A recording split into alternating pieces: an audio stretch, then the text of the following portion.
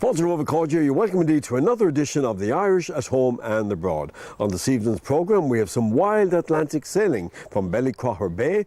We have some great music from singer Jerry Guthrie. Don't forget, after the break, we'll be crossing the Irish Sea once again to join Martin Logan, who's out and about with the Irish community in the UK. But first, we're off to the beautiful village of Cong for the unveiling of the Fishers of Men project.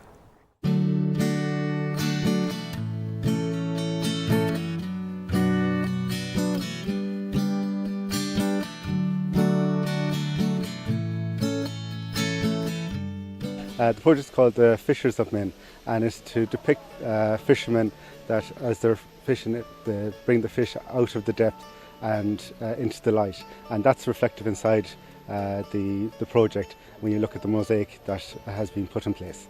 It's a project that we have been involved with Galway County Council, Quelcha, OPW, Ashford Castle, McGrath's Quarries and Irish public bodies. So it's very much a collaborative approach, and also with the Cong community.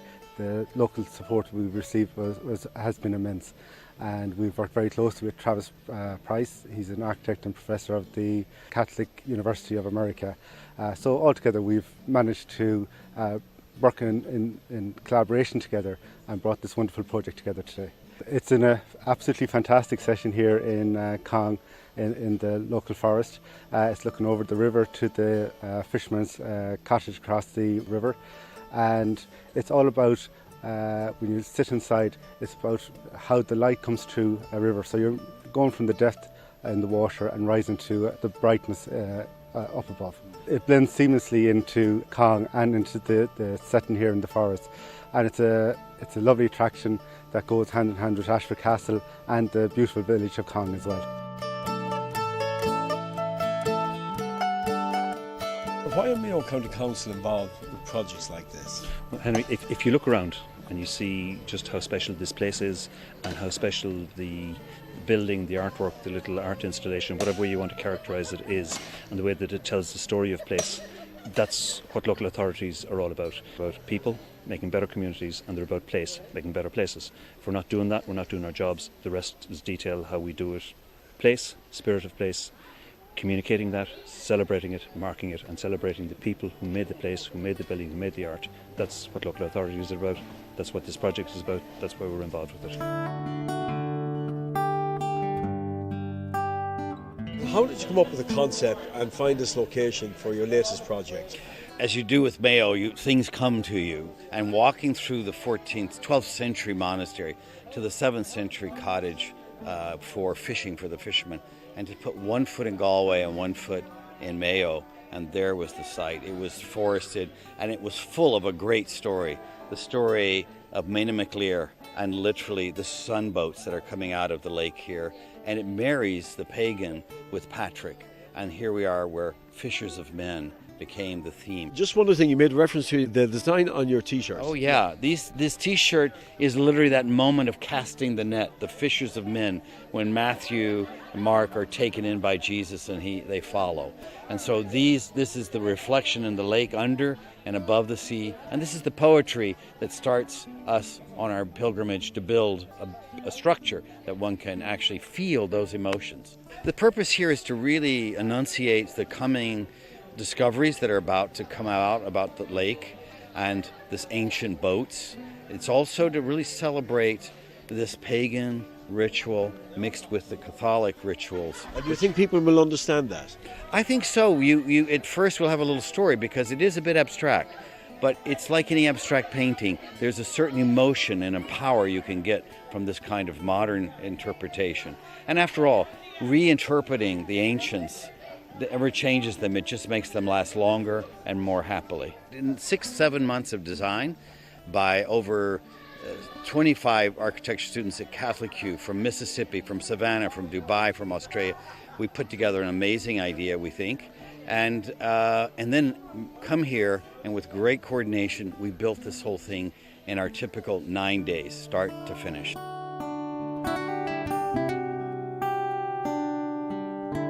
I'm a project manager with Mayo County Council for this project, and we're obviously a team of students from the United States led by Travis Price, and it's a 9-day project between the mix of stone and steel and glass and timber, all these students got a variety of construction experience, because to be fair, most of them have never picked up a hammer in their lifetime, so they're getting experience in all aspects of construction.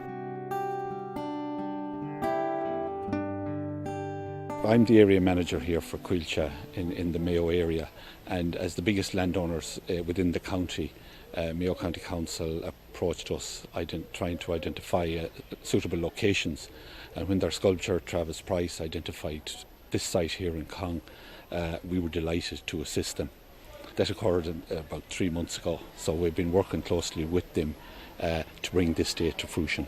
The finished product today, what's your own perception of it? Yeah, I was concerned initially when the idea was first mooted to us, because as you can see here, this wood itself is quite a unique feature in the landscape around here.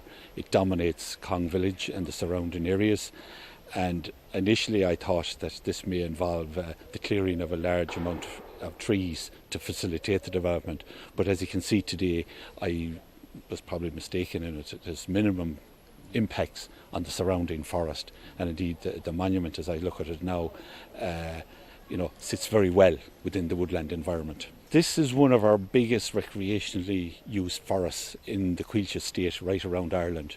It is also one of the oldest, in that it would have been developed as part of the Ashford Castle going right back to the 70s. So there's a long history here as a recreation forest, and even earlier years with shooting in the Guinness time when it was owned by the Guinness's family. So yes, I think it's a very suitable site for it, and the monument itself will add greatly to the natural attractions that are here anyway. It's a great day to be here in Cong in such fantastic weather, and to officiate at functions such as this. This is a great development, the pride of place for County Mayo, for Cong, and in 2 other areas of Swinford and Inishturk, where we have been involved in the same projects, same types of projects. Now, these projects are very important to Mayo, very important to our tourist industry, and they bring people from all parts of the world, which is vital to our economy. Cong is one of the hidden gems of not just Mayo but Ireland in itself. So, Cong itself, as you can see, built on the success of Maureen O'Hara and the Quiet Man, John Wayne, etc., etc.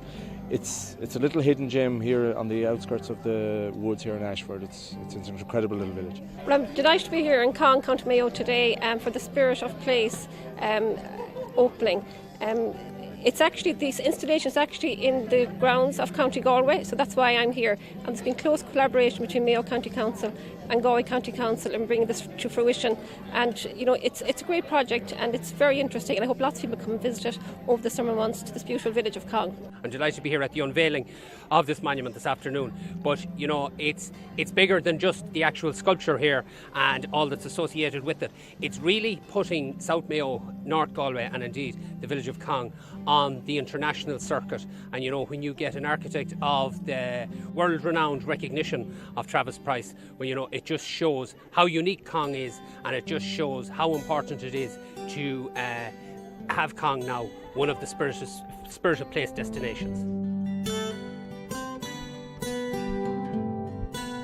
We're thrilled to be involved in the Spirit of Place project. I remember a couple of years ago meeting with Peter Hines and Travis Price, and you could sense the excitement, you could sense the passion that they had for these projects, and we're just delighted to be involved in it. This would have been on the grounds of where the Guinness family owned for many years, so it's fantastic that it is located just right between the castle and the village of Cong as well, so people from both the castle and the village of Cong will be able to come and experience it and enjoy it as well. Now that the completed project, what's your own thoughts on it? It's incredible. Just look at it. I mean, it blends in so wonderfully, and it will be something that will attract people again to Cong. And Cong is doing so well in the last number of years, and it's because of projects like this. And I think if we can do this a bit more throughout Cong and maybe throughout Ireland, we might have a better tourist season going over the next number of years. There's been quite a number of these projects now throughout the county. What do they mean for the people of Mayo? Everyone will have their own meaning, Henry. I was doing the count before we started. This is number 9 in Mayo. There were 8 projects, one of which had 2 installations built, so we've got 9 installations. They tell the story of the children of Lir in one place, they tell the story of the Fishers of Men here, they tell the story of the famine, the Procession of the Souls in Swinford, they tell the story of the Wild Atlantic Way at the Blowhole. So they all tell a different story. What I think they mean collectively is that this is a county which values its landscape, values its heritage, values its people, values its place, and is not afraid to make an investment of time, energy, effort and money in celebrating that place, that county, and collectively I think they make a chain of very, very interesting places for people to come and see and visit, experience and understand. Why Mayo? As Peter often says, you stumble in, you can't stumble out.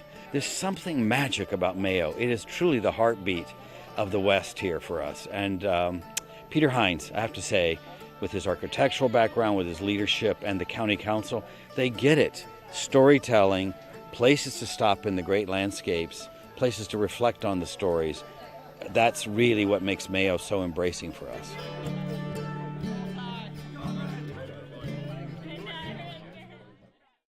What a wonderful project and a great partnership between the local community and various public bodies. I've no doubt it's going to become the latest tourist attraction in Cong. Okay, it's time for us to take a break. See you in a couple of minutes.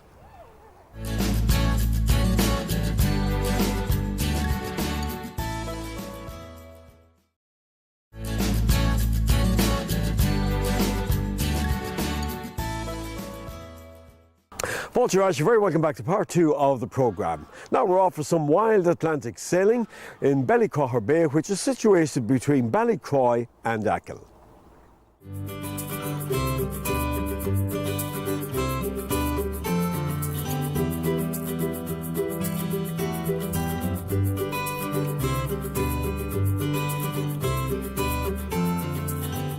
The water here is part of Ballycroher Bay, which is a sub-bay of Blacksod Bay, with Ballycroy on one side and Tunragee and Achill on the other side. It is a very, very ancient history. This was a main highway for commerce for hundreds of years, really, until the introduction of a fixed road system.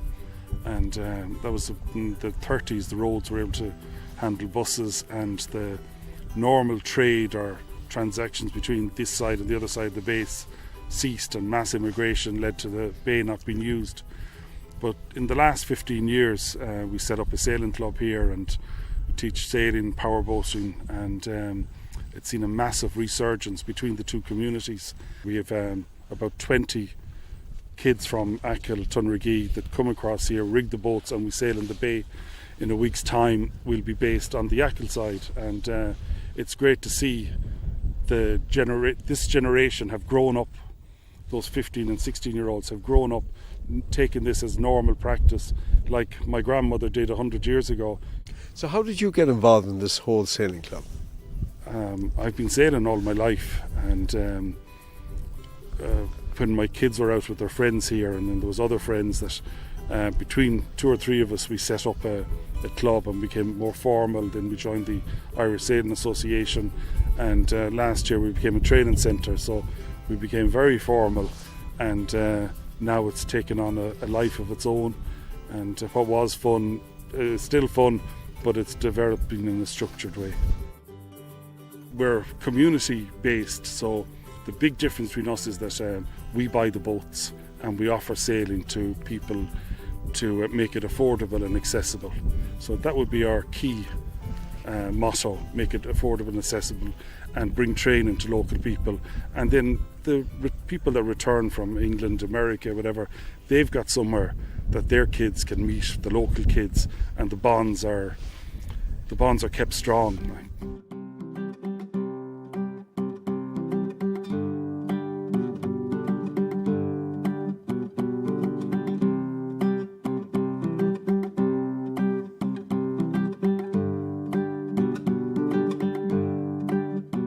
Oh, we've been coming to Ballycroher Bay for years now, since the kids were small.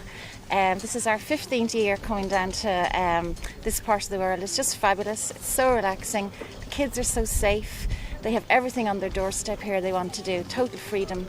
The beaches are wonderful, the sailing club is wonderful. You get nothing like it in Dublin whatsoever. It's just magnificent here. What did they enjoy mostly about the sailing here? Oh, the sailing, it's the freedom of it, you know, they can learn so many skills, and the bay is so safe.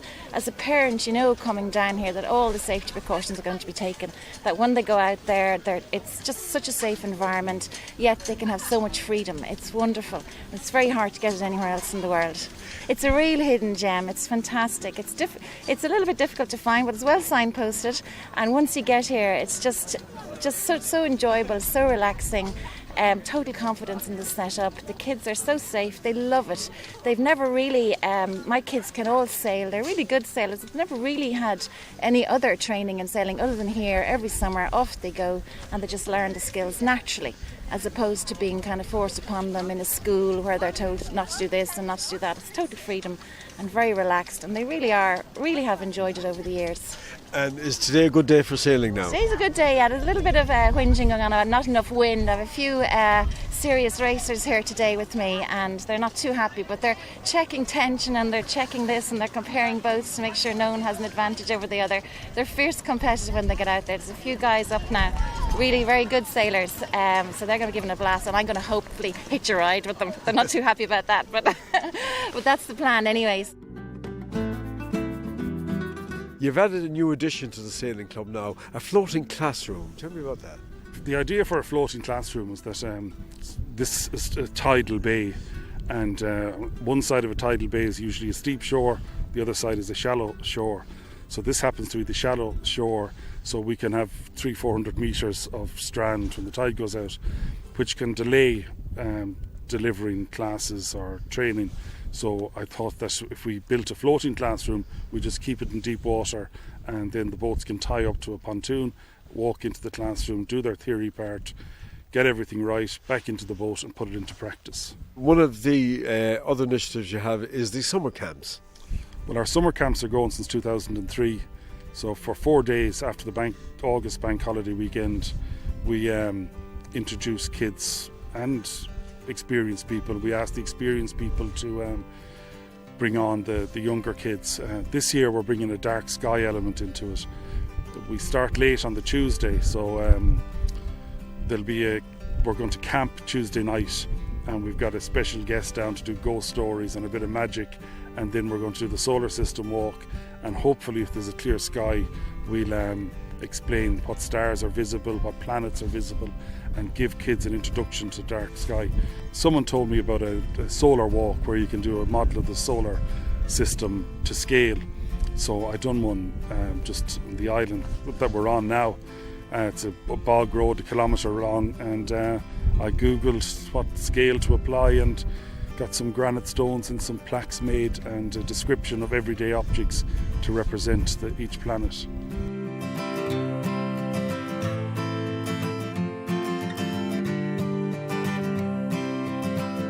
Just before we go, a bit about yourself, James. You came home, you're a returned immigrant. Yeah, I came back in '97, and when, like a lot of immigrants that come here, we used to come back on holidays. No sooner were people in Ballycroy or in Tunrigee or in Ackle, they were always going looking for somewhere to go, and many didn't look at what was on their doorstep.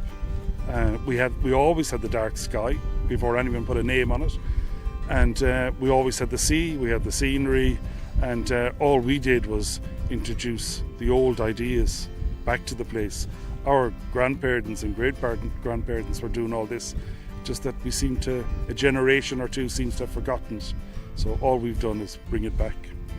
So if people want to get more information about all these wonderful projects here at the club, how can they get in touch with you? Well, Ballycrour Bay is on Google Maps, so that's the very first thing they can do. We have a Facebook page, and we have a website. So everyone is welcome. That the scenery is here to be enjoyed, and this is the way to see the wild Atlantic Way. It's get on the water. What a hidden gem there, and I would encourage people to go along and visit Ballycrour Bay. All right, it's almost time for us to go, but before we do, can I remind you, coming up after the break, we're joining Martin Logan once again in Manchester, who's out and about with the Irish community in the UK. Okay, we have some music now from Jerry Guthrie. Here he is with Mayo Will Always be home. And I'll talk to you next week at the same time. So until then, slán phone. Collins Music Castlebar, suppliers of musical instruments and books for over 100 years.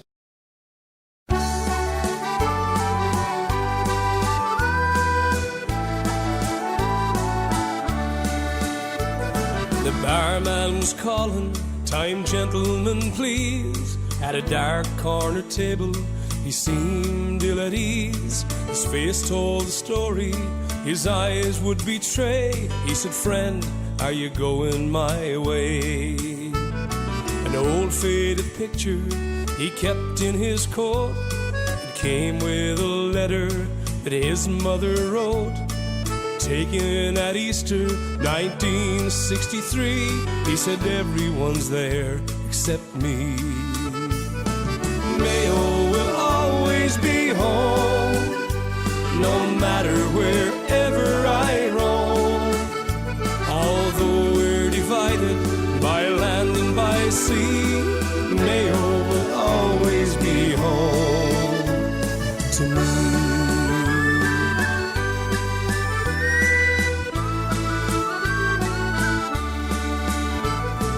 Born on the island, raised on the shore, he talked of the sun and the cloud on Slievemore. Barely a man when he left behind someone who still crosses his mind. He said they're all gone now, there's nobody home. His mother saw 90, she died all alone. Time wasn't in it to bid her goodbye. How it hurt to see this old man cry. Mayo will always be home, no matter wherever I roam. Although we're divided by land and by sea, Mayo will always be home to me.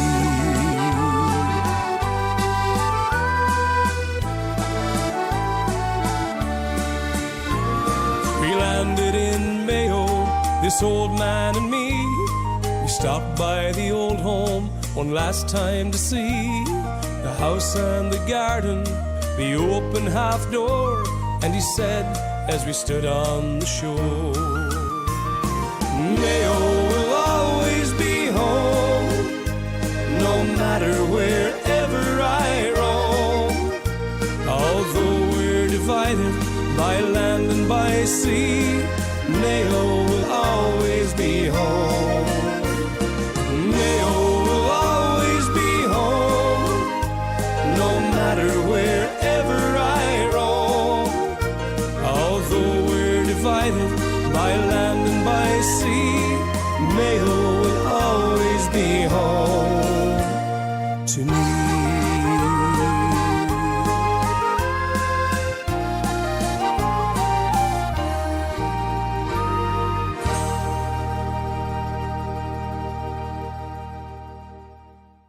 Collins Music Castlebar, suppliers of musical instruments and books for over 100 years.